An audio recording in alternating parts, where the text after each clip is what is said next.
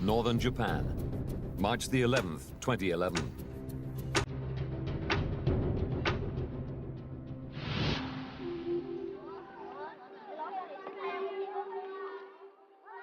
Kindergarten teacher Eriko Horiyuchi is in class.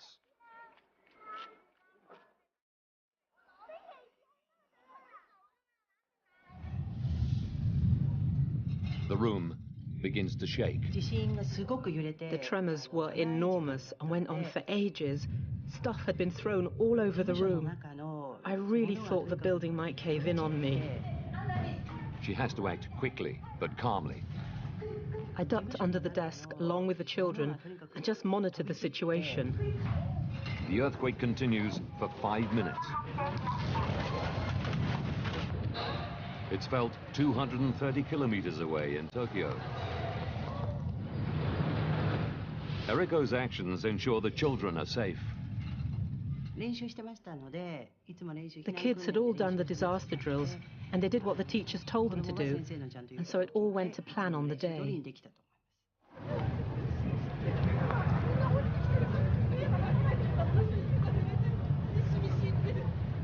Skyscrapers shake, and buildings collapse.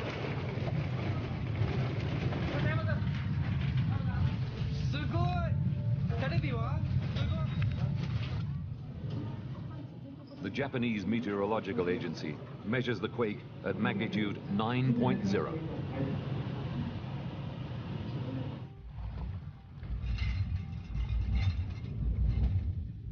It's the most powerful earthquake ever recorded in Japan. Even though the epicenter is 130 kilometers out to sea, the first news pictures show widespread devastation throughout the north of the country.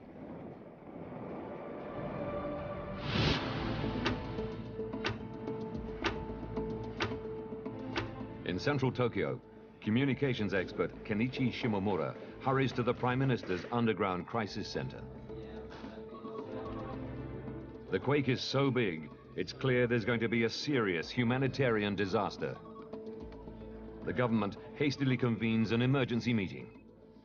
Because of the enormity of the disaster, my instinct was that the central government had to take its own initiative to act, rather than waiting for local governments.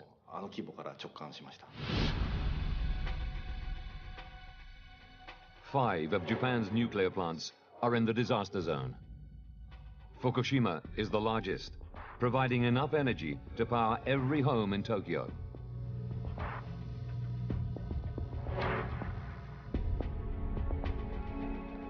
The Prime Minister's team has no direct link to the power plants. All information from the plant operator, TEPCO, filters through the government's nuclear regulator, run by Yoshinori Moriyama. Right after the earthquake, we received news from the Fukushima nuclear plant that mains power was lost. Fukushima is just 178 kilometers from the epicenter of the earthquake.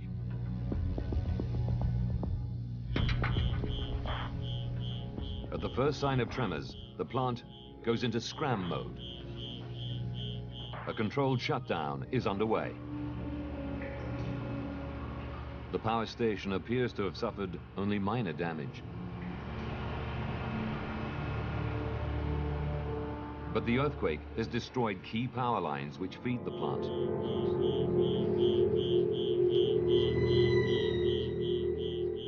Emergency power sources kick in, so the plant can continue to shut down safely.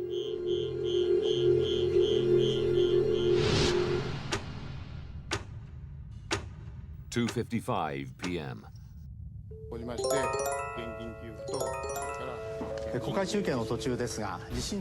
tsunami warning is broadcast to the nation.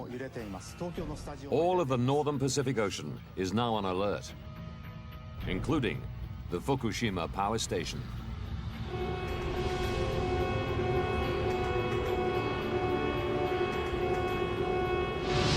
At teacher Eriko's school, all the pupils have survived the earthquake unscathed.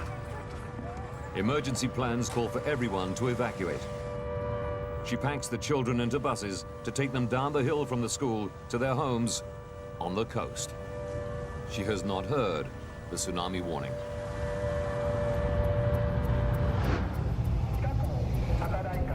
At Fukushima, the workers are also evacuated. A core team, the Fukushima 50, remain behind to ride out the tsunami.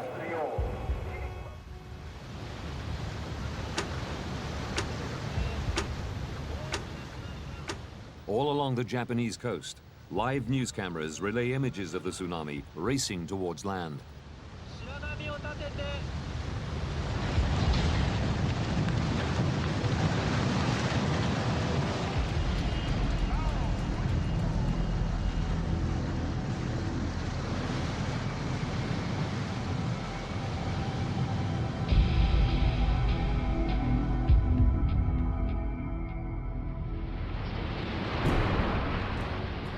The Fukushima power station bears the full force of the tsunami. The site begins to flood.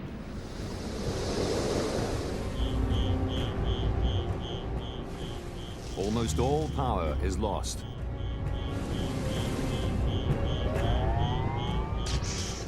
Two workers assessing damage in the basements are killed instantly. Control rooms plunge into darkness. The Fukushima 50 can't monitor pressure or temperature.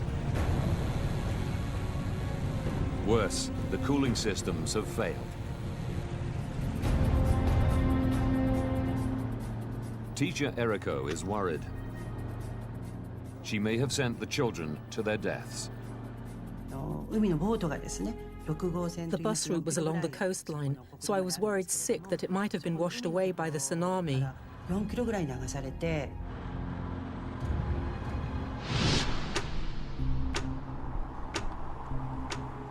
The Tokyo Crisis Center. Prime Minister Naoto Kan arrives to learn that the Fukushima plant has lost all power.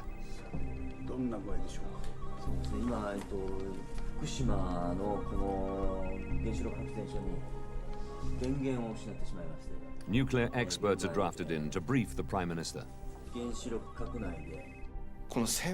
Even those experts couldn't decide what should be done because this was totally beyond what they could have predicted.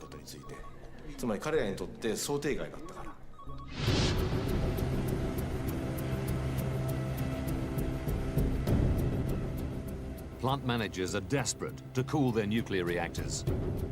They need power.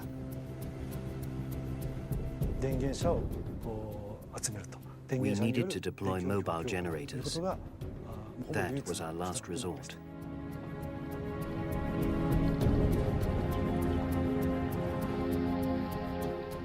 Roads around the power station are severely damaged. Transporting the generators is almost impossible.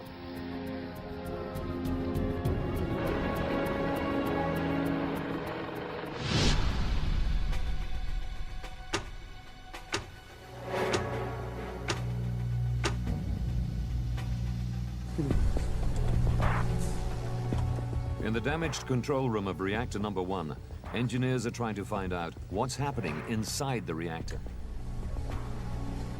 They resort to using battery packs and car batteries to power up instruments to take key readings. The radiation levels are beginning to rise. The Fukushima 50 don radiation suits and respirators to protect themselves.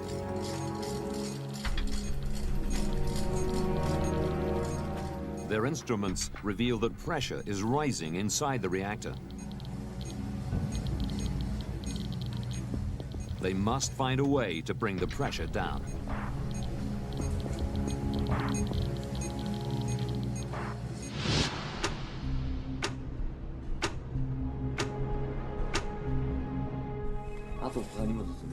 The news is relayed to the Prime Minister. He declares an official state of nuclear emergency.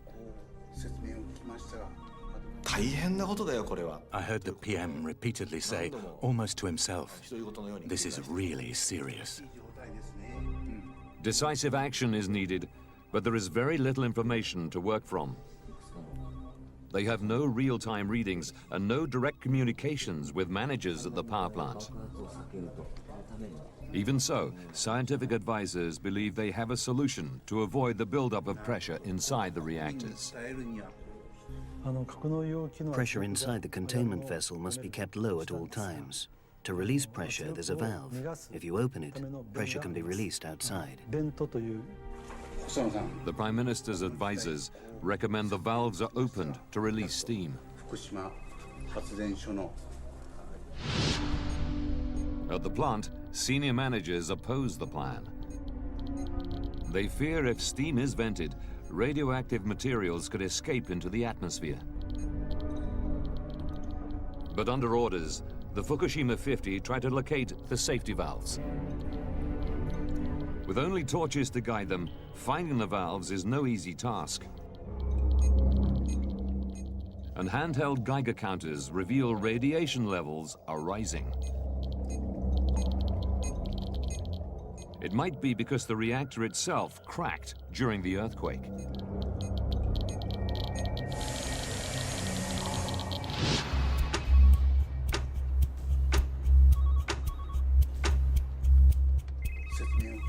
The Prime Minister receives more bad news. Mobile generators have made it to the plant, but that's not enough. The tsunami had thrown debris all over the site, so the mobile generators had problems driving into the power station and had trouble reaching the reactor buildings.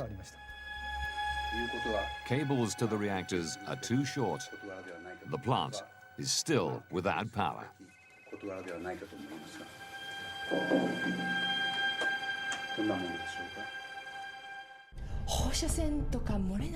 8 kilometers from the Fukushima plant, Eriko Horiyuchi and her husband are getting anxious. There were rumors about radiation leaking and that the power station was in trouble. From then on, I started to feel uneasy. Local officials will not confirm the reports. Eriko's Swiss husband, Dominique, uncovers information through international news agencies. I still had contact to the internet, and I started reading foreign papers, and they were a little bit more explicit about the disaster. Then my wife told me that somebody was whispering about a problem at the power plant, and then we decided to leave early in the morning. The roads were cracked, so we didn't know how we could get out. We decided to wait until 5 a.m. to leave. Navigating damaged roads in the dark would be too dangerous. Eriko and her family choose to wait until dawn.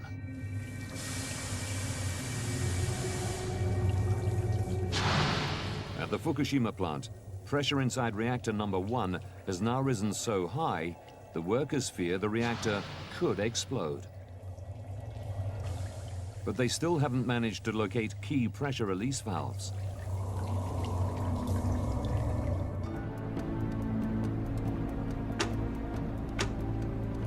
Saturday, March the 12th. At their home, 8 kilometers from the Fukushima nuclear plant, Eriko and her husband evacuate. We decided to get as far as possible from the power plant. We left at 5 a.m. and at 6 a.m. there was a general announcement ordering people to evacuate. Just 1 hour after they leave, massive traffic jams block the roads. Tens of thousands of residents are heading for evacuation centers as fear of radiation spreads.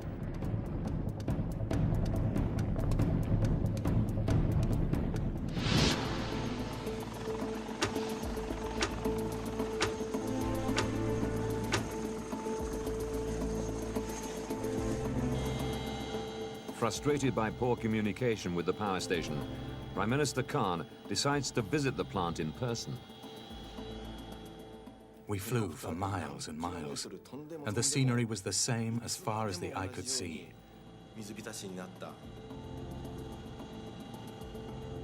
the land was covered with seawater. We couldn't tell where land ended and where the sea began.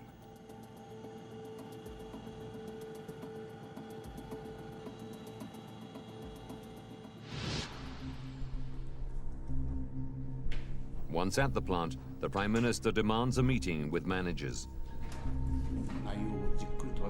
He wants to know why reactor pressure release valves have not been opened.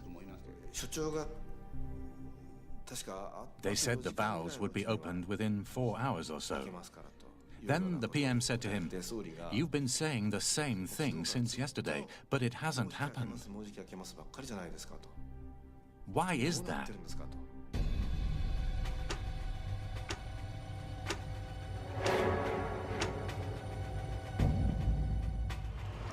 Finding the correct valves in the dark with soaring radiation levels is highly dangerous. One worker has already been taken to hospital, suffering from high exposure to radiation. And when they do find the valves, the loss of power makes them extremely hard to open. They are usually operated by heavy machinery running off mains power. The Fukushima 50 must try to do the job with car batteries and brute strength.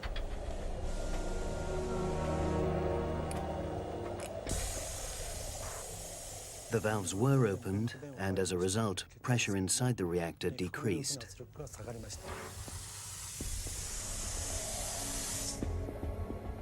Plant managers now believe that reactor number 1 will be safe until they can connect mains power and begin cooling again. But radiation levels on the site are rising. Engineers hope it's because they've just released radioactive steam while opening the valves. But it may indicate that the 15-centimeter thick steel reactor is cracked, and that a core meltdown has caused fuel to escape from the reactor itself. The danger is far from over. 3:36 p.m. A massive aftershock rocks the plant. The power station reported that they felt a huge tremor. Almost immediately, the building which houses reactor number 1 explodes.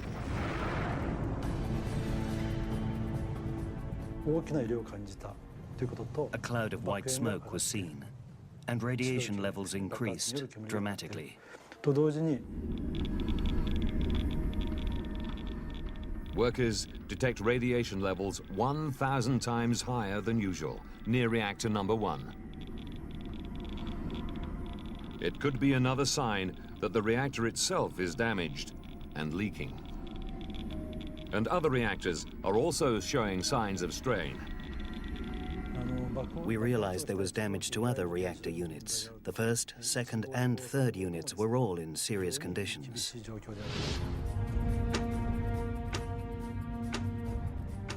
Two days later,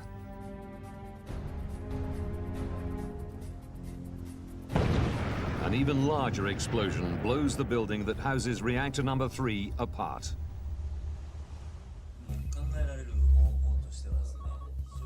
The explosion is exactly what the Prime Minister feared. I had a feeling of despair. The Prime Minister raised his voice at the experts and said, "You all assured me an explosion was not going to happen. Why did it happen?" He fears a catastrophic dispersal of radiation, a fear shared by the rest of the world as they follow events live on television. Within hours, radiation levels at the plant begin to climb even higher. The Fukushima 50 still have no control over the reactors. Prime Minister Khan is forced to face some hard truths in a live television broadcast. 今後さらなる放射性物質の漏洩の危険が高まっております。 180,000 people are now forced to seek temporary shelter far from their homes, with no idea of when they may be allowed to return.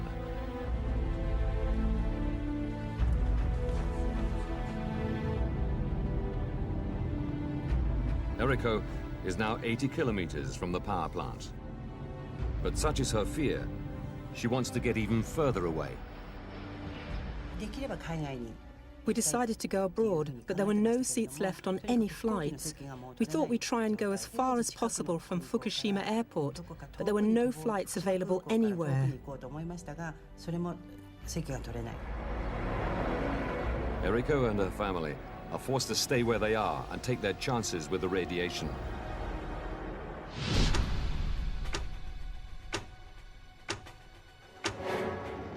And the very next day, another explosion causes a huge fire in reactor building 4.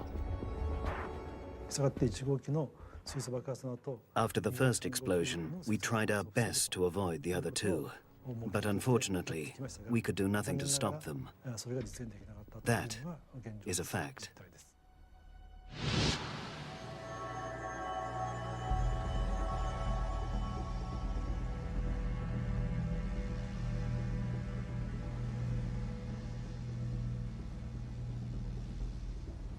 When the fire dies down, steam seen rising from building number 4 suggests spent fuel rods in open cooling pools may have overheated, leading to yet more radiation leakage. Or full catastrophe, meltdown. Plant managers need to flood the rods with water to cool them. Chinook helicopters are drafted in to dump water from the air. They use seawater, which will corrode machinery and disable the reactors forever. But high winds make it impossible to direct the water efficiently. And radiation levels above the site are so high, the efforts must be abandoned.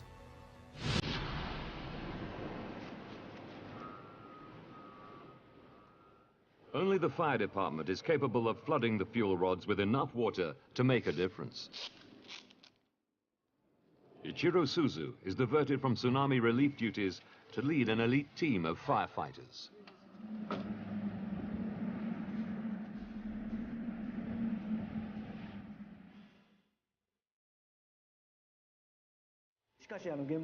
When I arrived in Fukushima, I felt that I wanted to live up to the expectations of the country. At the entrance, it was eerily silent.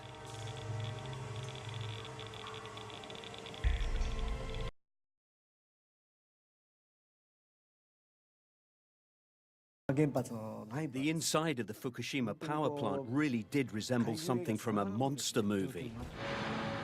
Suzu and his team brave the dangers and spend days spraying water onto the spent fuel pools on site. He wears 2 radiation suits to protect him from fallout. I was wearing these protective suits for 7 hours and it was excruciatingly hot. So hot that the sweat was dripping out of the filter in the breathing mask onto the ground. It was hell. I couldn't drink any water or go to the toilet. It was incredibly stressful. While Ichiro Suzu and his team struggle to maintain control at Fukushima, the water they spray onto the plant is washing radiation into the ocean.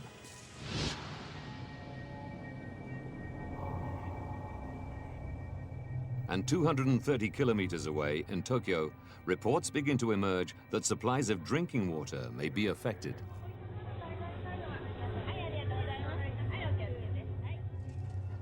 The Prime Minister must now consider increasing the evacuation zone to 250 kilometers. It would mean ordering 30 million people, including the whole of Tokyo, to abandon their homes.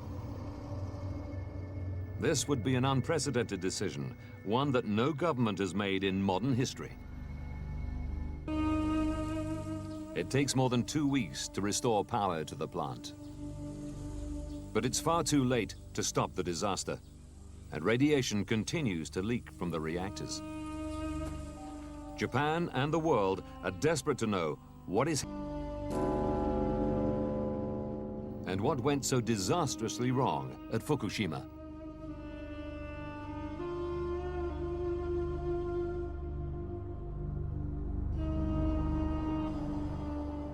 Within days of the tsunami, official investigations are already underway. the Japanese government invites the UN's nuclear energy watchdog to visit Japan. They work with Japan's energy experts to gather information about how to deal with the continuing crisis at Fukushima and how to make sure it never happens again. Leading the team of international experts is nuclear physicist Dr. Mike Waitman. When you first go onto the site, it looks a well looked after site. And then you stop and look at the reactor buildings. And you don't get that sort of sense of the utter devastation that occurred across the site just by looking at the pictures. 3 of the 6 reactors at Fukushima are now beyond repair. But like all nuclear plants, Fukushima was designed with safety at its core. The threat of accidents like 3 Mile Island and Chernobyl are ever present. And in Japan, earthquakes and tsunamis are a constant threat. At Fukushima, seawalls protect the plant from tsunami waves. And reactors are dug deep into hard rock to protect them from earthquake damage. As a fail-safe, emergency generators are ready to keep the site running if power should be cut. But none of these safety measures were enough to protect Fukushima. Now, by rewinding the events of that day and digging deep into the investigations that followed, we can reveal how, with all their preparation for just this kind of incident, this disaster could have happened. Mike Waitman examines Fukushima's defenses to understand what went so catastrophically wrong. He finds some crucial flaws in the original design of the plant. He suspects that designers were more concerned with the threat of an earthquake than the dangers posed by a tsunami.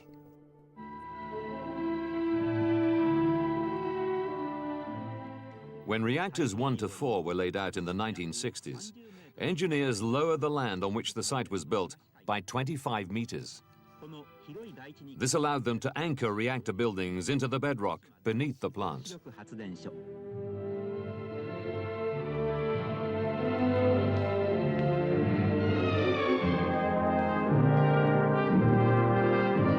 It would prevent them from collapsing during an earthquake.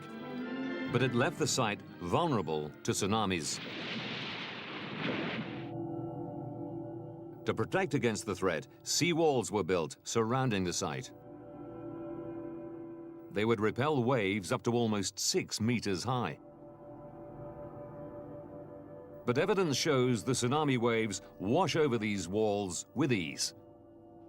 Given that the inundation from the tsunami, in this case, reached 14, 15 meters and spread right around the reactor buildings, right across the site, that was far below what was needed to protect against such a tsunami.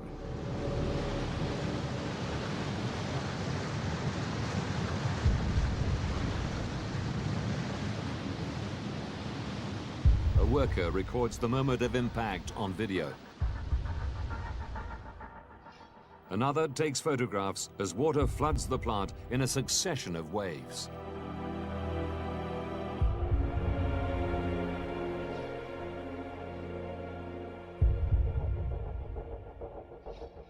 The tsunami walls were too low. This simple design flaw led to a catastrophic series of events that would leave the plant in danger of meltdown. During the earthquake, power is lost. The most powerful quake in Japanese history brings down Maine's power lines. At the point of the earthquake, the reactors shut down their operations automatically. That's what they do. Following standard procedure, emergency generators kick into action. All nuclear power stations have backup power systems. On this side, with 6 reactors, they had 13 diesel generators, and they operated as they're supposed to do. But then, the tsunami hits. As thousands of tons of water wash over the site, most of the diesel generators are flooded. The diesel generators were located in the bottom of the turbine buildings and other lower level areas of the site. and that made them vulnerable to widespread flooding. Flood protection doors are no match for the tsunami. All power is lost. Engineers cannot control the amount of heat generated in their huge reactor pressure vessels. First thing to notice is the reactor pressure vessel. It's a large structure. It's about the size of a double-decker London bus. But within that, it's really acting like a kettle. Deep inside the reactor, nuclear reactions create heat to produce steam, which then drives turbines. When the power cuts out, water, which prevents the system from overheating, stops flowing. But the nuclear reactions continue, and so the fuel still pumps out heat. Cooling is fundamental to ensuring the safety of nuclear reactors. But you have to keep on cooling that reactor down in order to keep it safe. Plant managers have no power to keep cooling pumps going. Fuel rods begin to overheat, turning to liquid. This meltdown releases large amounts of radioactivity. And temperature and pressure gauges across the plant are out of action, so managers have no knowledge of the state of their reactors.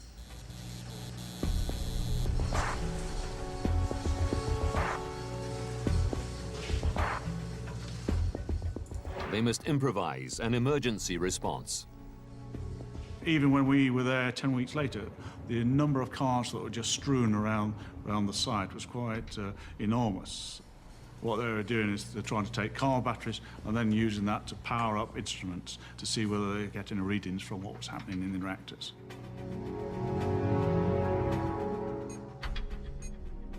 Using car batteries gives engineers momentary snapshots of the state of their reactors. How do you know how much water is in the reactor? Where is it? What are the flow rates around the systems? They tried what they could to try and get readings from them. With these batteries, the Fukushima 50 are able to take important readings. They could also open safety valves.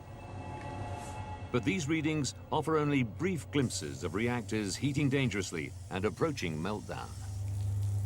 Without power to run their cooling systems, there is nothing they can do to stop it. And worse, because of the design of the plant, it leads to yet another problem they can't stop.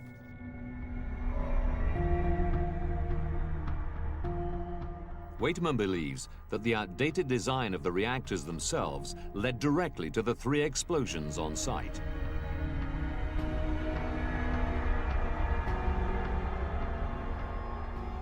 Tons of nuclear fuel are housed in fuel rods and usually kept cool by a flow of cooling water. Coating the rods is a thin layer of a rare metal, zirconium, that protects the rods from excessive heat, yet allows the nuclear reactions to continue. But when the temperature rises, zirconium becomes highly reactive. Because you've got a lot of zirconium in the core, and if it all gets overheated, then it can react aggressively with the steam and the water to create hydrogen. Estimates show that temperatures reach as high as 2,800 degrees Celsius inside the reactor. Easily high enough to trigger the reaction between zirconium and steam.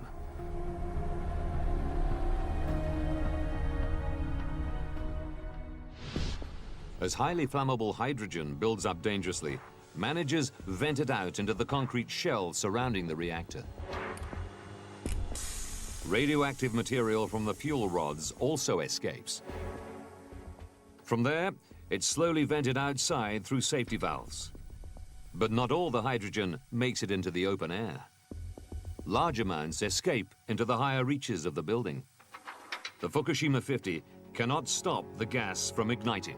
There would be broken equipment there. It only needs a small amount of energy to be able to spark it.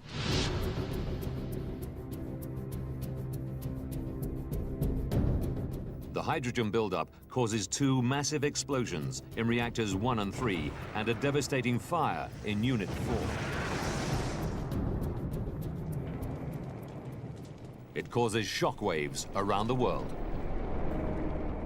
Japan's nuclear crisis is now officially on the same level as the Chernobyl upgrade disaster. the severity of the nuclear instead to voices from abroad, to nuclear experts in Europe who think the Japanese may have lost control. Comparisons drawn to the Chernobyl nuclear explosion. Far more serious than they first told the rest of the world. Panic about the extent of radiation spreads as comparisons with Chernobyl bring back memories of radioactive fallout on a global scale.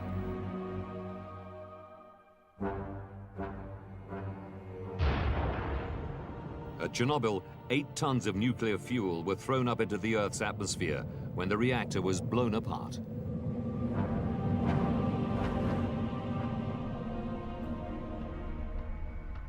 Mike Waitman reassesses the extent of radiation released at Fukushima to see how it compares to the Chernobyl incident. People have looked at the comparison between Fukushima Daiichi and Chernobyl. In fact, it was 1/10 of the amount of radiation that was released, so it wouldn't have spread as far. Waitman knows Fukushima had the potential to be much worse, perhaps as bad as Chernobyl. If hydrogen had remained inside the reactors, pressure would have become so great that an explosion could have blown open not just the reactor containment buildings, but the reactors themselves. Reactor 3 contained 88 tons of both plutonium and uranium fuel, which could have been exposed and dispersed. Exactly what happened at Chernobyl in 1986. When managers followed the Prime Minister's order to release steam and reduce pressure within the reactors, this disaster was averted. Waitman concludes that engineers made the right decisions on site to avoid further catastrophe. 2 weeks after the tsunami, power was restored to the site and the temperature inside the reactors was brought down gradually. But melted fuel still remains, and it continues to release radiation. Only robots can get near the reactors now. It could be a decade before investigators can look into the reactors safely and analyze precisely how core meltdown led to such a substantial release of radiation.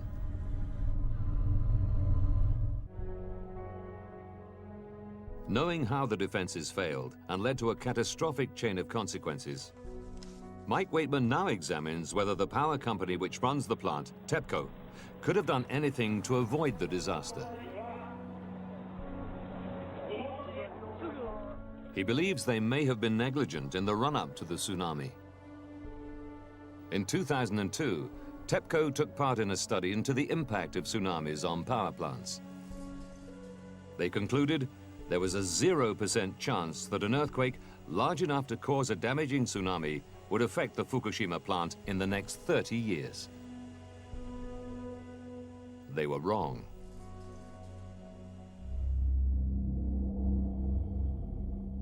They didn't address tsunami hazards sufficiently well.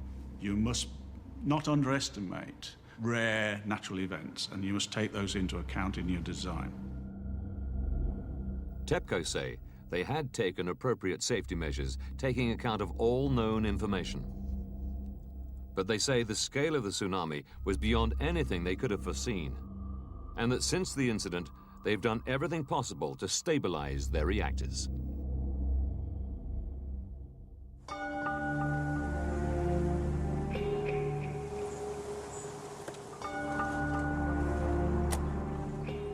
After the disaster, the fallout from how it was handled spreads far and wide.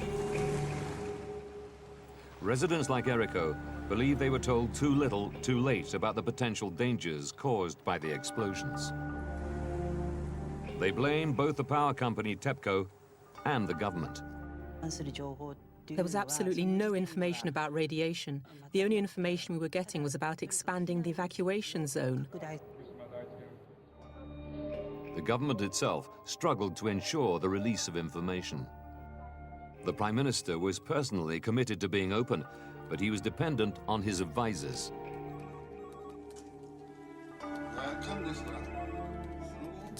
Immediately after the incident, the PM asked the experts, "What do you think is going to happen to Fukushima next?" None of the experts could give clear answers. The only thing they confidently said was, A hydrogen explosion is not going to happen due to its design. We thought, if we cannot believe what they say, what can we really believe? The Prime Minister's experts had few details at their disposal because so little information was coming from TEPCO. What did the people in close connection with the Fukushima nuclear plant, such as TEPCO, really know? And did they share all their knowledge with the government? Prime Minister Naoto Kan was caught up in events beyond his control. 5 months after the tsunami, he was forced to resign, with no end to the Fukushima disaster in sight.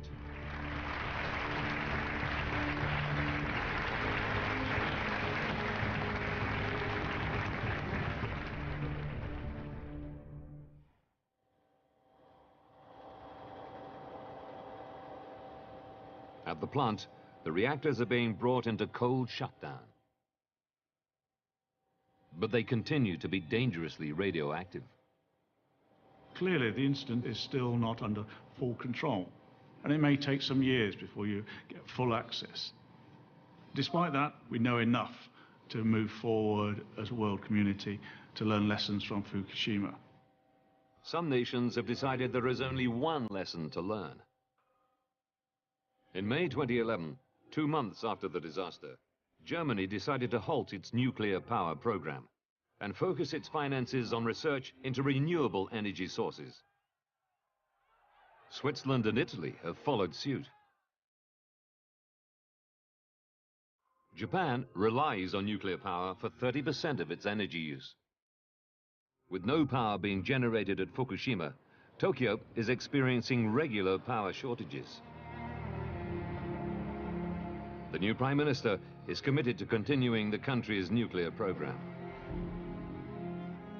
At Fukushima, the workers who stayed to wrestle control of the plant and firemen like Ichiro Suzu, the true heroes of this event, have been given the all-clear from medics. But again, it may take some years before the full consequences are known. Teacher Eriko never made it further than the airport. She's now living in a flat with her family, some 80 kilometers from the plant.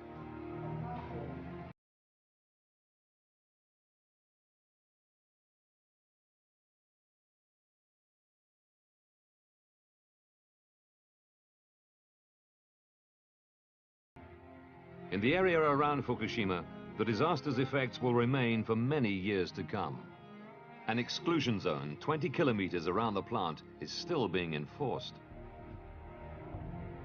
All farms are abandoned.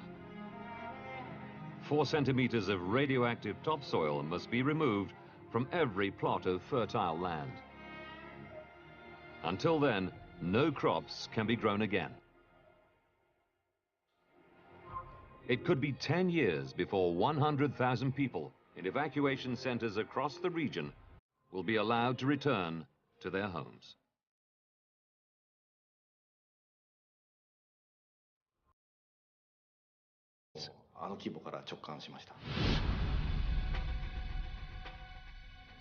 Five of Japan's nuclear plants are in the disaster zone.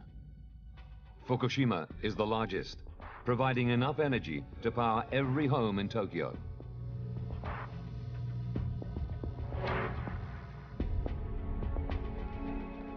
The Prime Minister's team has no direct link to the power plants. All information from the plant operator, TEPCO, filters through the government's nuclear regulator, run by Yoshinori Moriyama. Right after the earthquake, we received news from the Fukushima nuclear plant that mains power was lost. Fukushima is just 178 kilometers from the epicenter of the earthquake.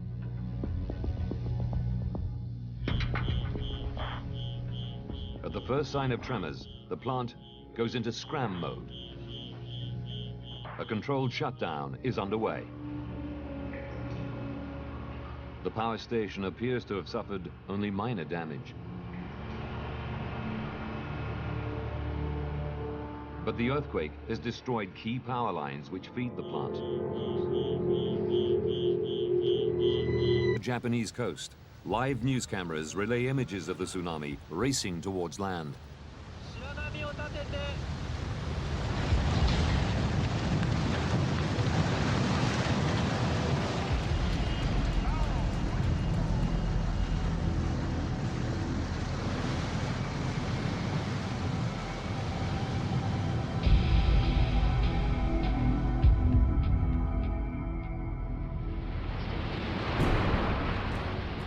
The Fukushima power station bears the full force of the tsunami.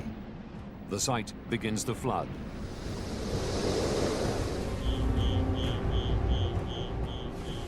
Almost all power is lost.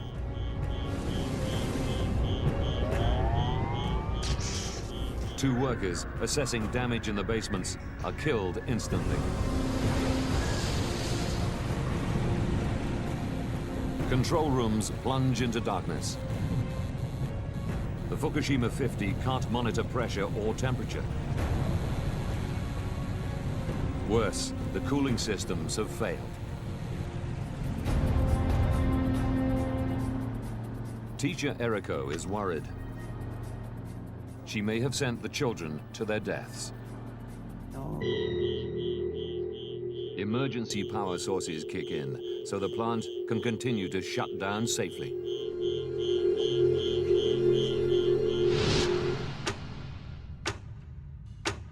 (2:55 p.m.)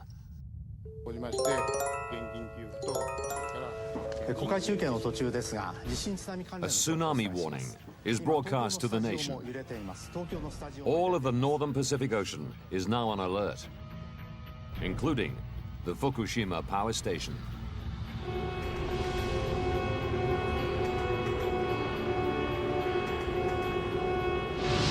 At Teacher Eriko's school, all the pupils have survived the earthquake unscathed. Emergency plans call for everyone to evacuate. She packs the children into buses to take them down the hill from the school to their homes on the coast. She has not heard the tsunami warning.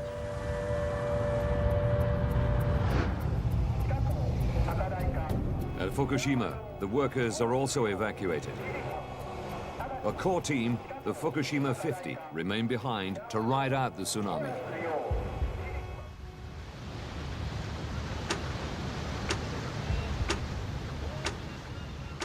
All along the skyscrapers shake and buildings collapse.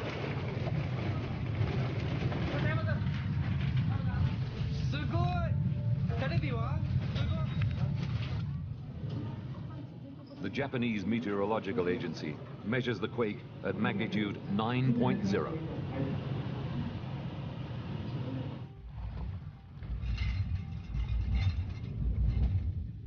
It's the most powerful earthquake ever recorded in Japan. Even though the epicenter is 130 kilometers out to sea, the first news pictures show widespread devastation throughout the north of the country.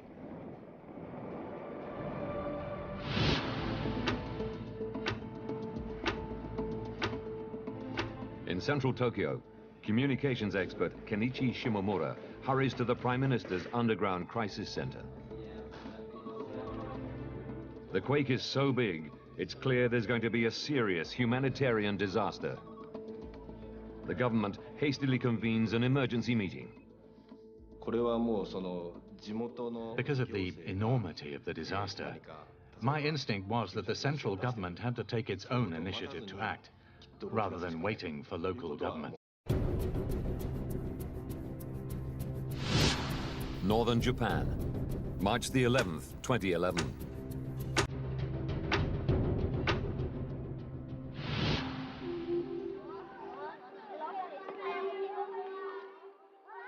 Kindergarten teacher Eriko Horiyuchi is in class.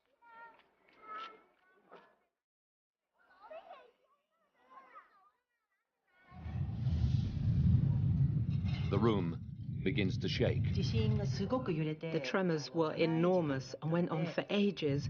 Stuff had been thrown all over the room. I really thought the building might cave in on me. She has to act quickly, but calmly. I ducked under the desk along with the children and just monitored the situation. The earthquake continues for 5 minutes. It's felt 230 kilometers away in Tokyo. Eriko's actions ensure the children are safe. The kids had all done the disaster drills, and they did what the teachers told them to do, and so it all went to plan on the day.